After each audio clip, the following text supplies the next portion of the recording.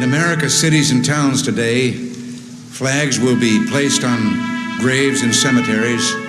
Public officials will speak of the sacrifice and the valor of those whose memory we honor.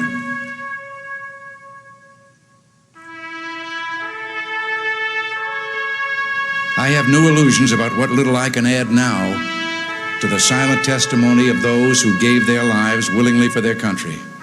Words are even more feeble on this Memorial Day, for the sight before us is that of a strong and good nation that stands in silence and remembers those who were loved and who in return loved their countrymen enough to die for them. Yet we must try to honor them, not for their sakes alone, but for our own. And if words cannot repay the debt we owe these men, surely with our actions we must strive to keep faith with them and with a vision that led them to battle and a final sacrifice. Our first obligation to them and ourselves is plain enough. The United States and the freedom for which it stands, the freedom for which they died, must endure and prosper. Their lives remind us that freedom is not bought cheaply. It has a cost. It imposes a burden. And just as they whom we commemorate were willing to sacrifice, so too must we, in a less final, less heroic way, be willing to give of ourselves. Each died for a cause he considered more important than his own life. Well, they didn't volunteer to die. They volunteered to defend values for which men have always been willing to die if need be, the values which make up what we call civilization.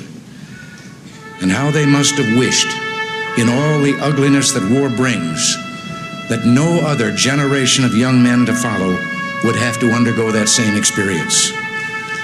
As we honor their memory today, let us pledge that their lives, their sacrifices, their valor shall be justified and remembered for as long as God gives life to this nation. And let us also pledge to do our utmost to carry out what must have been their wish, that no other generation of young men will ever have to share their experiences and repeat their sacrifice.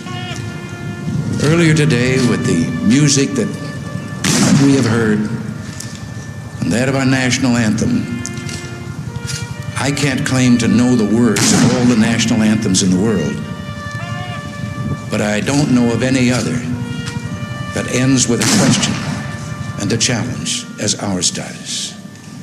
Does that flag still wave o'er the land of the free and the home of the brave?